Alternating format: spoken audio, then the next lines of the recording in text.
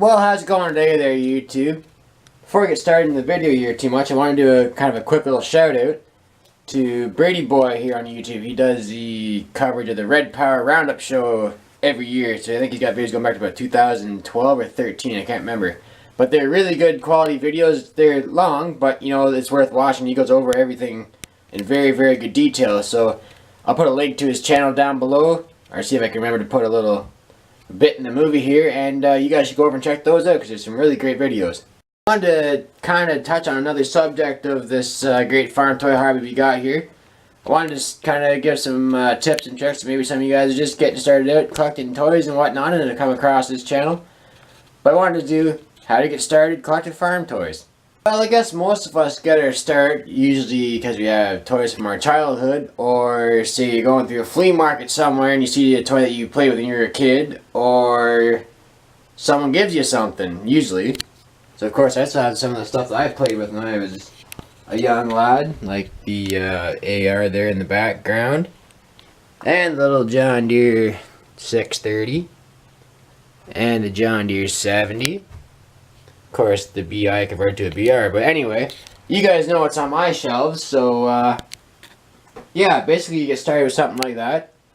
And I guess the next thing I can tell you, if you don't have any toys and you're looking to kind of get into it, or you've thought about it, or you had toys, you know what, the best thing you can do, buy something you like. So if you like John Deere, buy John Deere. If you like IH, buy IH. You know, collect what you like. You know, no one wants to build a collection that's the same as someone else's. I mean, you can go, one guy's got all of her stuff, you know, you can mix it up. You do whatever you want to do. But, I mean, as far as I can see, no two collections are the same, in my experience. Everyone's got something a little bit different, you know. That's why I like to build a lot of custom stuff. That's why I like to restore stuff, and that way it's kind of done my way. Mind you, now I've got kind of the tools and equipment to do so. Because quite honestly, without the air compressor, you wouldn't have half the videos that are on my channel. So you can basically, if you don't know where to find farm toys, which I'm pretty sure most of us watch this channel have a pretty good idea. But for those that don't, if you're just getting started in collecting farm toys, you can get toys at local dealerships, you can get them online, you can get them on eBay. You can find them at garage sales. I have not found anything at a garage sale in a very long time, but of course I do hit the flea markets. Now, usually stuff in the flea market's a little bit, and usually in used condition, but I mean, you guys see what I bring home most of the time. Well, all the time actually, because I always restore it for you guys. You guys got something cool to watch. And yeah, usually if you find something, and 9 times out of 10 you're looking to get it restored, and of course you guys can watch that series if you haven't before, how to restore your farm toys. I can put a video link in this. It's a set of 3 videos. So yeah, that's basically how you get things going, I guess. You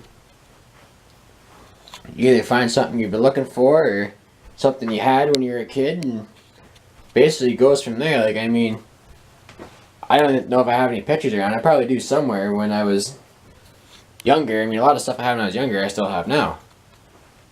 But I mean, that's how it all starts. You get, you know, 2 or 3 toys and you put them in the corner somewhere, and then somewhere along the lines you find something else. Then, you know, say you got a John Deere A, a B, a G. Oh, I found a John Deere D. Alright, well, add that to the line. And then before you know it, you got a lineup, and then you start evolving. And then eventually you turn into this. So, I mean, I didn't just start buying toys 3 or 4 years ago. This is over 20 years of collecting it. Like, did a video a little while ago how I got started in the hobby. So I thought maybe I'd kind of touch on the subject if some of you guys wanted to get started. And also another thing, what about scale? What scale do you collect? I mean, I had 1/16 stuff before I had 1/64.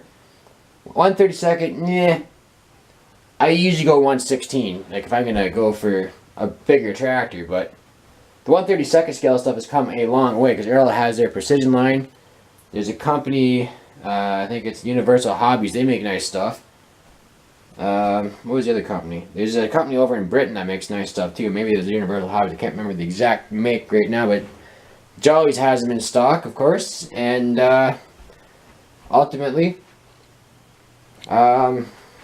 one day I will collect 1/32, but I mean, I like 116, and of course I like my 164 stuff here, as you guys can obviously tell. I still gotta... That kind of irritates me that I can't get that 5th cabinet from IKEA. They don't make that color anymore, but I think we got a solution to that problem, so that may be coming along here very, very soon, because obviously the shelves are getting filled up. And of course, you gotta have somewhere to put your toys. Obviously you guys can see... Now, when I redid my house, I made this room specifically for my toys, because I live by myself, so I need a room just for my toys, and obviously I got that almost filled up now, but where do you put them? You can either get shelving like I've got here, or I used to have, in my, back in my older videos, I had that one shelf comes right across the top of the room.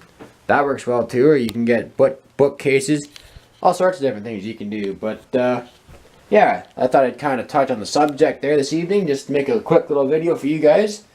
Don't forget about our giveaway. If you haven't wrote an answer down on that, there's I'll put a card in the video somewhere around here. And yeah, if you're interested in sending me some fan mail, a firearm toy piece of equipment or literature for the greatest firearm toy collection on YouTube, the P.O. Box address in the description box down below. And the link to the PayPal account is down there too if you're interested in sending a donation that goes towards projects and reviews and better camera equipment so we can make better movies for you guys. Anyway, hope you guys enjoyed that short little video, and we'll see you on the next one.